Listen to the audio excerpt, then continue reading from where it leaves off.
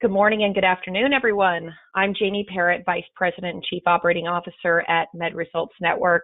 And once again, I'm delighted to welcome everyone to our fourth educational webinar presentation of 2019.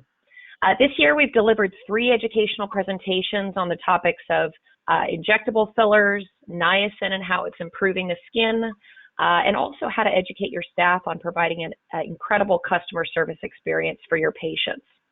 And as we like to offer a good mix of business and clinical presentations, today's installment in our series provides some clinical information regarding the effectiveness of growth factors in your skincare products, combined with the business aspect of retail, which of course is how to position these products and of course use them to your advantage to sell them to your patients. So if you currently have a retail strategy in your practice or you sell skincare, you probably already know that retail should make up about 10 to 20% of your overall revenues. And I've seen practices that have no retail products. And then of course, I've seen practices that, have 50% of their overall revenues attributed to retail. So if you don't fall within that range, that's totally okay. Today, we simply want to educate you on growth factors, which you probably all have heard of as they're in a few unique medical grade skincare lines. And more importantly, we want you to understand why growth factors are so important to have in a skincare line, how it differentiates that skincare line that you might carry, and then of course, how you can use those unique ingredients to develop or enhance your retail strategy. So that's what we have for you today. And in light of the key ingredient of our topic, we've invited the expert and founder and formulator of Osmosis, Dr. Ben Junction, to be our presenter today. And Dr. Junction started his career in 1997 when he opened one of the first national medi-spa chains in the United States. He then went on to found and formulate his first skincare line, Cosmedix, with a strategy that was really unique at the time. And he was creating a medical strength results, basically, using natural and chirally incorrect ingredients. So Dr. Junction, he developed Osmosis Skincare with the goal of changing the direction of skincare away from excessive exfoliation and instead focusing on dermal remodeling. And fortunately, Osmosis works on every skin condition and every skin type, and the product range has created a great deal of excitement in our industry thanks to its unique action and outstanding results, which we'll learn more about today as they're the basis for many of the growth factor studies that we're going to be presenting. So before I begin, I want to let you all know that while we do not have a live Q&A at the end of the presentation, we do encourage you to ask questions of Dr. Junction, and we'll get to them at the close of the webinar. And firstly, if you do have a question that you want answered live, please type your question in the chat box, or if you prefer to ask a question privately, you may do so in our short survey, which, as you know, will pop up automatically after the presentation closes. And just remember, if you can, please take that 30 seconds to fill that survey out, as it does provide us with valuable feedback about today's presentation and any future topics you might want to hear about. So without further ado, I am very proud to introduce the founder and formulator of Osmosis Skincare, Dr. Ben Junction. All right. Well, thank you, Jamie. I appreciate that nice introduction, and I am very excited to be sharing information with everyone today. I think you might find this talk a little more refreshing than some of the presentations you've seen over the years from skincare companies. I'll tell you kind of the big vision of I guess I'll call it my professional life story, and that is that I jumped into this industry with both feet. As she mentioned, I tried to launch a national chain of medi-spas. I bought the wrong laser hair removal equipment. It was first generation. I gave I gave lifetime guarantees for the hair removal. Learned a lot through that. Started to offer various brands of skincare and decided, hey, that's something I certainly could do. And I took after learning after being presented with this glowing resume for the first generation laser hair removal and realizing that they misrepresented that information, I took a very cynical view of the world of skincare into my formulating. And what you're about to hear about today is a part of a philosophical shift that I think is necessary in this industry.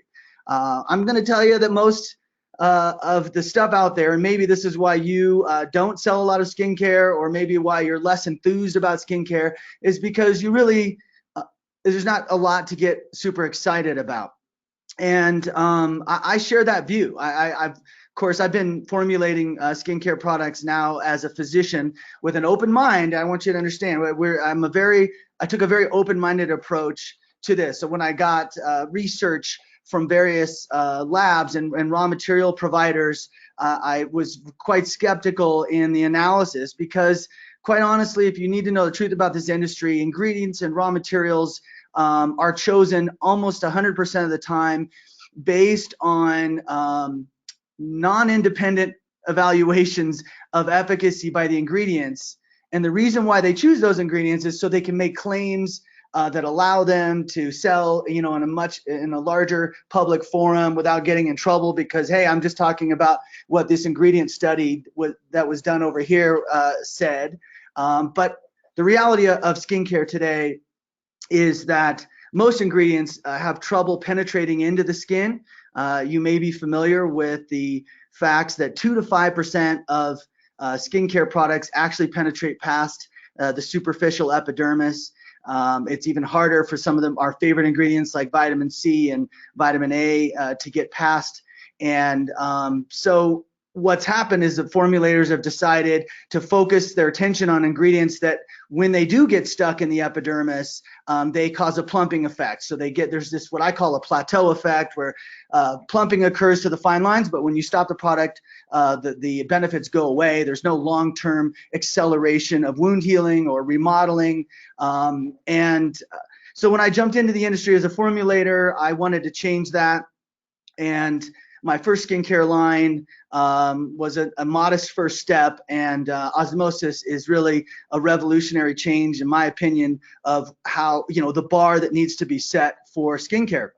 One of the key things to focus on in that regard is growth factor serums. Let me move my slide forward.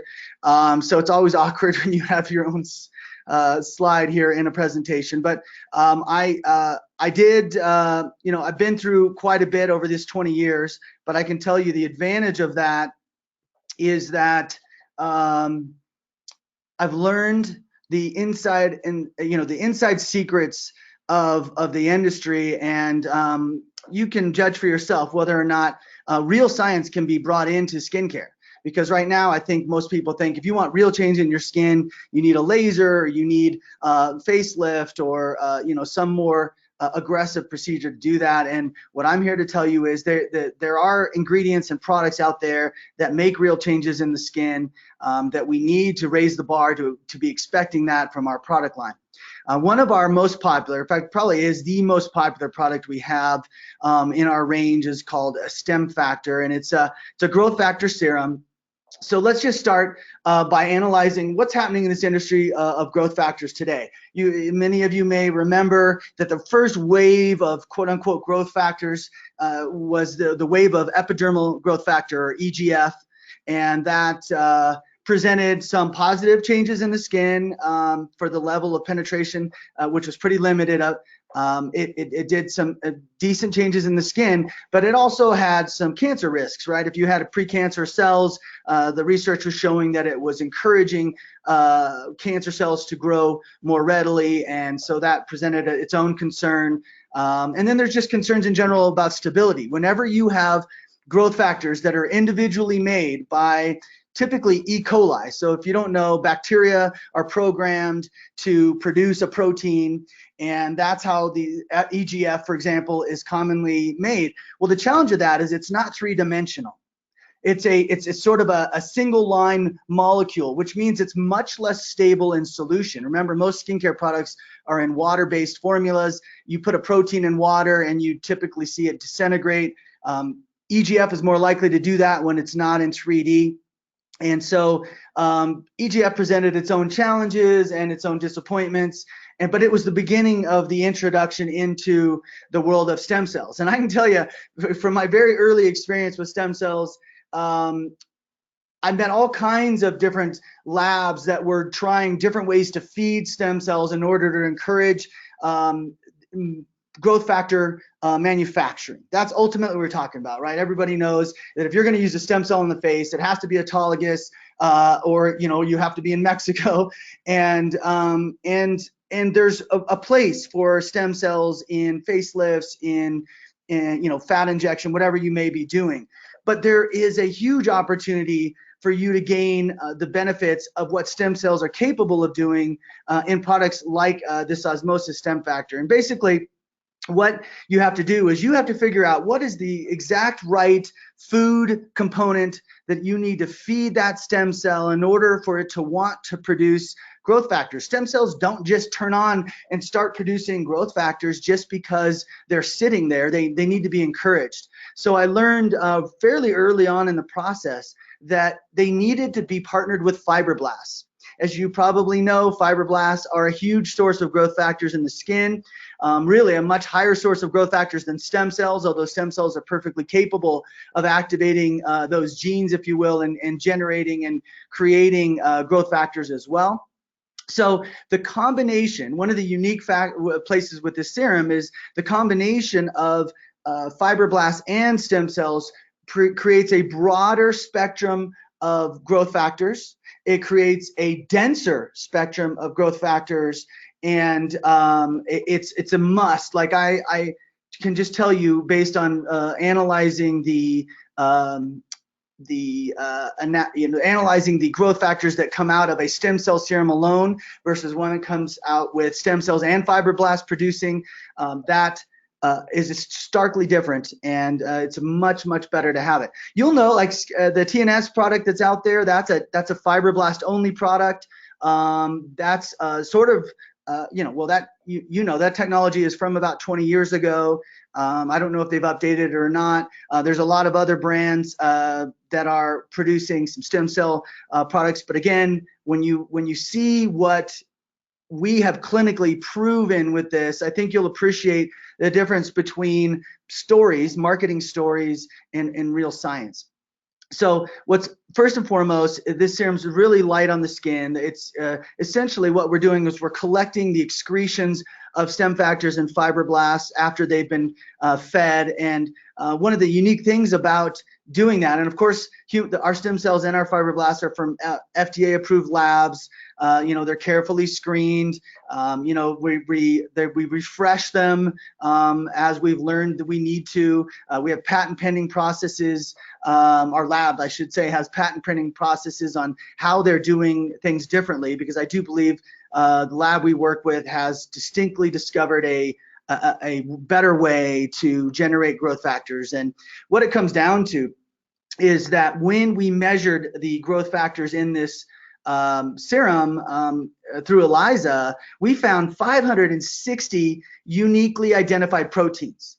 Now, I remember over the years, 150 was used maybe once or twice by certain companies, or 250. We actually have identified 560 unique proteins, and a total of 640 proteins that we're not sure exactly what they are. These include, which is really interesting to me, and it's the first time I've ever seen this in a growth factor production, they include collagen and tropocollagen, elastin, tropoelastin, superoxide dismutase, fibronectin, and a bunch of other interesting proteins. But of course, as well, there's a ton of growth factors designed to activate repair and remodeling in the skin. The protein content, we believe, is the highest in the industry. Usually, when companies talk about how many proteins per ml are in their product, because this is the cheapest and easiest test you can do, we're looking at somewhere in the range of 600 to 700 micrograms, 3 times less protein than what we find in our serum per milliliter. And so this may or may not mean anything to you. I just want you to know that these things are measurable.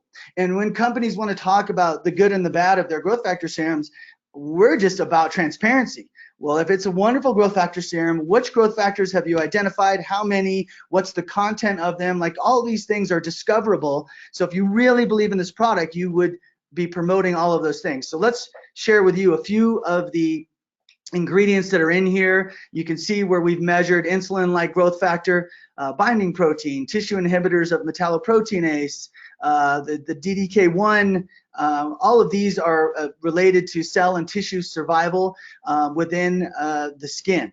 Now, full disclosure, and I think if anyone's ever investigated growth factors, they already know this, but growth factors are too large to actually penetrate through the layers of the epidermis and activate. What prior studies have shown is that the way these are activating is inside the follicle itself. There are receptors there that respond to the presence of these growth factors. And so we always put this product on the skin first after washing because we want to give it the best chance to get into the follicle. And I'll get into in a second how we do that in a unique way. Within the growth promoting category, we have a couple of growth factors. Of course, epidermal growth factor, which I mentioned. Fibroblast growth factor, there's a variety of those, and we measured several of them, but we're just highlighting generalities here.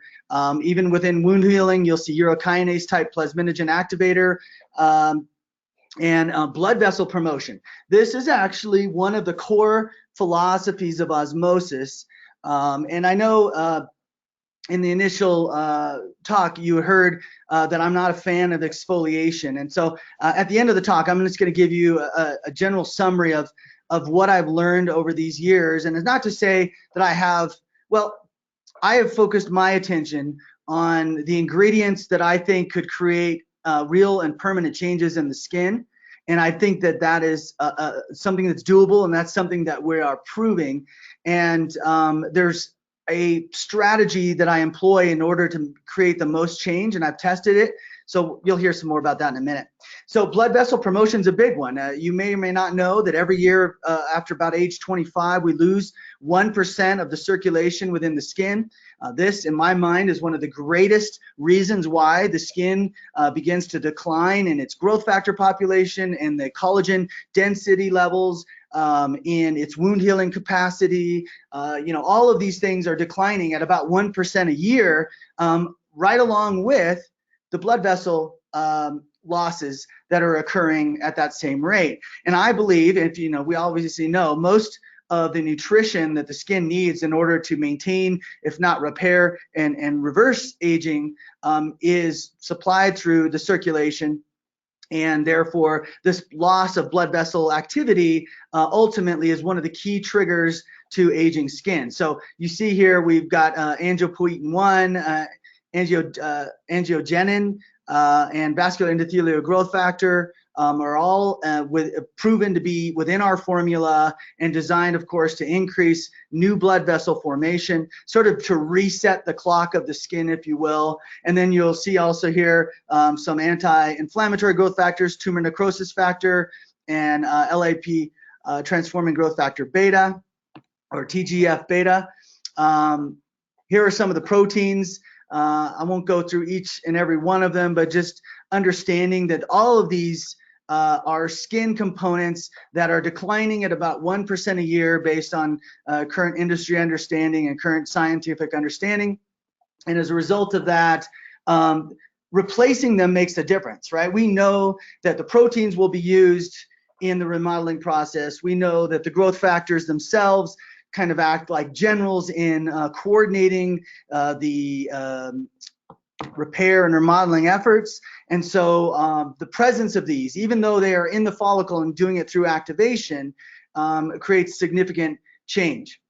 One of the things I emphasize with stem factors, it is the most clinically proven product out there on the market today. I'm not seeing anything close. Here you're looking at various, the measurement of fibroblast activity based on the presence of, as you see, stem factors. So when we put a 50% solution, sort of the generic solution, into that top slide, you'll see the activity level doesn't really change.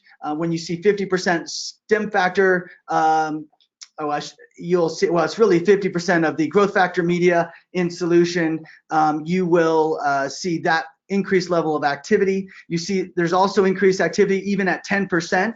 Our current formula to keep the price right is at a 25% formulation, so somewhere in between those two levels. Even after UV damage, you can see we can accelerate fibroblast activity. You may be familiar with the fact that UV damage actually slows fibroblast activity. We also saw in an analyzed gene activation, and you can see we upregulated the tumor suppression p53 gene. We increased cellular activity through the genes listed there, CDK1, EGR1, HARS, and cyclin B and D. We increased the gene EGR1, which is a zinc finger protein. I could tell you a little bit more about, but basically it's involved in repairing DNA and wound healing. And then we've even increased the gene related to superoxide dismutase presence. And then on the downregulators, just highlighting a couple of them, we downloaded the gene related to skin stress and the gene related to apoptosis, because we believe that there's a rejuvenating presence with all of these growth factors. One of the big things that I like to call out with this is that our product line is actually very balanced. What I mean by that is if you just are pushing the on button all the time, like a product that just contains EGF would do, then you are going to accelerate cancer cells. And we know skin cancer is on the rise. So that would be a dangerous thing. So safety, to me, one of the key distinctions of stem factor is I believe it is the safest growth factor serum available, and this is part of that evidence. When we put the growth factor serum on melanoma cells, we actually saw a reduced acceleration, because melanoma cells are very rapidly dividing cells. We saw a slowdown of the division of melanoma cells in the presence of stem factor, and I do believe this is related to the presence of things like tumor necrosis factor and other sort of balancing effects. Now, I'll give you, sometimes I have to step back and just put my logic hat on, and let me just put my logic hat on for you. If you have you right now, your skin contains an equal level of rejuvenating blood, vascular neogenesis promoting growth factors that could potentially accelerate cancer, but also within your skin at this time, you have cancer suppressing, cancer fighting growth factors that help balance that. So that's a balanced presentation you are born with, and in general, as you get older, you continue the balance. You just have a decreasing amount of these growth factors present. Well, that same concept is why I think we're so unique. With our 560 uniquely identified proteins, we are presenting to the skin a very balanced presentation. And as a result of that, you can feel comfortable offering this to anyone, even individuals with AKs, although I, of course, leave all of that to your discretion. And so that to me is a really remarkable study, and that's the only cancer cells we tested it on, but of course those are the most aggressive. So we feel very confident in the safety of our product, and I think that is something that all growth factor serums should be held accountable for. Have you tested this on the skin to see exactly what's happening? As far as other clinical testing, we did a 40 women, tested on 40 women this product, and we noticed an increase in firmness, as you can see on this study, improvement of wrinkles of 14.37%, but actually 19% when compared to placebo in just 30 days. Improvement of wrinkles of 14, or now let's call it 19% in just 30 days with stem factor. But we also saw an increase in firmness. And this makes sense when you look, at the collection, including elastin components. And I totally appreciate that.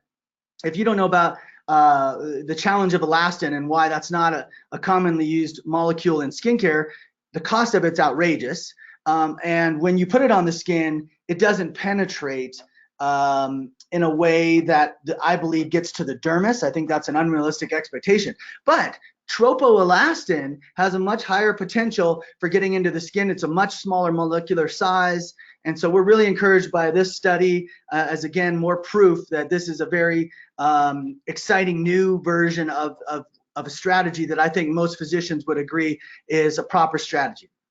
What you're looking at here is an exosome. Now, to be fair, I did not know about exosomes. I don't remember learning that in medical school. But more recently, I've learned that in the process of maturation, and remember, the stem cells and fibroblasts we use are generating three-dimensional molecules, which automatically makes them much more stable.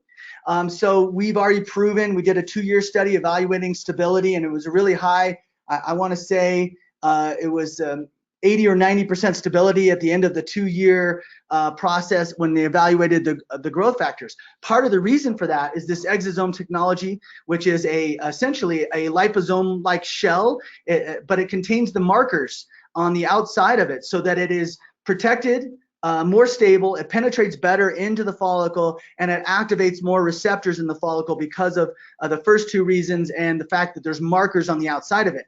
I use liposomal strategies in my other products. They never have markers on them. My whole goal with the other strategy of liposome is simply to get past the stratum corneum. With this product, we're trying to activate, and it's a really unique fact. So these are actual pictures of our product and the exosomes in them. Here's some modest results after just 14 days.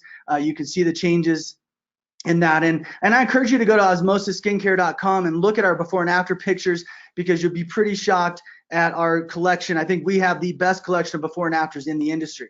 Now, one of the unique things about this product is we make it available for private label, and I want to spend a few minutes just telling you about how we incorporate this. So first and foremost, the nice thing about it is we found it to be beneficial for very sensitive skin, rosacea skin types, compromised skin. It can be mixed in with any post-procedure regimen you may have. Let's say, you know, you're using Vaseline or Aquaphor or something. You can actually mix this in to that product, or put it on first and then put the that on over it, and it's a very well tolerated on denuded skin, whereas a lot of products of course are going to sting. We've found stem factor to be very well tolerated. And of course, it has all the rejuvenation abilities. A lot of people are adding it to microneedling to give the growth factors a better shot to actually reach the dermis. They're doing it with PRP and without. You can mix it with any one of those procedures that you're doing, post laser, post chemical peel. It's really a nice addition for your patient to take home. And we also private label. We found more and more physicians are intrigued by the idea of private label. And if you know, the good and the bad of private label, right? The bad is you're creating your own marketing story. You can use, of course, all the stories that we just talked about, but you have to actually pay to build a website, to build the presence of your line. Now, many of you may have already done this, so now this is just an addition product to your existing private label group. But I encourage people who are having trouble losing sales to Amazon, and we also have a strategy for that that prevents our MD products from being sold on Amazon, just so you know. And so we're always trying to protect the physician from loss of sales, and private label is definitely a strategy for that reason. Many of our products are oncology friendly. You're probably running into a lot more patients who have some oncology based restrictions, and you'll find that we approach that, including stem factor with its melanoma study. So a lot of benefits to how you incorporate this into your practice. And it shouldn't be hard to sell on a story of growth factors with the understanding that we are all losing our growth factors at approximately a rate of 1% a year. So a 50-year-old woman coming in to your practice is 25% fewer growth factors than she had when her skin was at its strongest and best and youngest, if you will. And so this is a great first step for them to get going on a regimen. So a little bit more in the last few minutes about the Osmosis brand. And I think for many of you, you're like, I'm not even sure I've heard of Osmosis before. And I'm going to tell you that there's no question that we focused a lot of our marketing on our professional brand and less marketing on the MD side. And that's something that's going to change here. You know, as a 10-year-old company, we know that what we have to offer, physicians would be really excited about. So let me just give you a quick summary of what we're doing that, if you're paying attention, should shock you because no one else in the industry is doing it. So for example, we have a product called Catalyst AC11 that actually reverses acne scarring by 30 to 50%. I'm talking about your patients who are coming in who've had acne scars for 20, 30 years, and that not ice pick scars. We can't reverse ice pick scarring, but pretty much all other types of mottled dermal and epidermal skin we are reversing that by 30 to 50%. Now, in this industry, I only know of products that help reduce the redness of an acne scar, either laser or onion extract. But I am actually talking about reactivating the wound healing process. This is also true for surgical scarring. You will find that this Catalyst AC11 actually accelerates wound healing in such an effective way because it has, for the first time in any skincare product, hydroxylysine and hydroxyglycine, along with hydroxyproline. And you may or may not be familiar, these amino acids are critical in wound healing, critical in collagen and elastin formation, and the hydroxy component, hydroxylating these amino acids, is what makes them immediately active, and we're doing this in the bottle. So this product, very unique in that regard. This product was also tested, again, Catalyst, on telangiectasias. We used it topically on 30 mature women. We reduced their capillaries and redness by over 60% in 60 days on this product. It actually makes the broken capillaries disappear from the face, and we attribute this to an acceleration of wound healing. So literally, and again, it depends on the capillaries and what they're caused to them, but in general, sun-induced telangiectasias, we will heal in 2 to 4 weeks, and we clinically prove this in an independent trial that you can have access to. We have a product called Rescue that actually heals DPN, dermatosis papulosa nigra. It will make it fall off of the skin. I believe that DPN is associated with an infectious process in the skin, and our product called Rescue has a unique oxygen molecule that shrinks and in many cases makes the DPN disappear completely. Both of those products work on AKs. We actually clinically proved an improvement in actinic keratoses with our DNA repair product, Catalyst. Again, you just don't see skincare companies doing these kind of clinicals. The idea that you can actually make real changes in the skin is usually foreign to most people. They're not doing these trials, and this is a non-prescription opportunity to help heal AKs, and we have that as well. You can see some evidence of that on our before and afters on our website. We have a way to clear age spots without a lightener. This is, again, a patented process using our Rescue, and it has to do essentially, the science behind it, I don't have a lot of time left, but the science behind it is essentially that we are healing what I believe is dermal epidermal junction oxidation with a unique stabilized oxygen molecule called trioxylane. So it's a very unique process.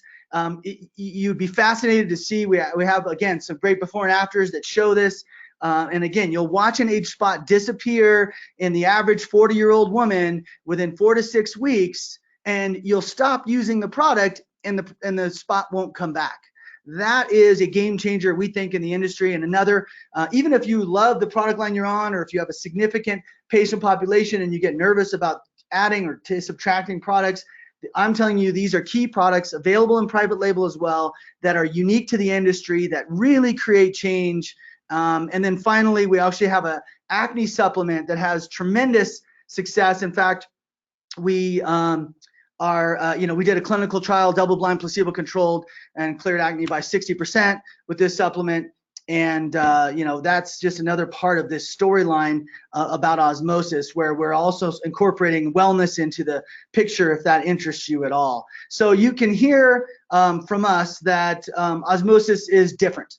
We are tired of, well, I shouldn't say we are tired. We are 180-degree difference in our approach to the skin from the typical skincare line that just wants to plump it up and make it look younger, but all the results go away when you stop the product. Our goal is every time you're applying our product, it's accelerating wound healing and activating the repair of old damage. And I think you'll see that in your results. So with that, if you have any questions, let's go ahead and see if there's anything that has showed up along the way. If you're going to email them, that's fine too. Jamie said that was the most common thing to do. So please feel free to reach out to me if any of this triggered some intrigue. And otherwise, Jamie, I don't know if I turn it over to you here or how we end this.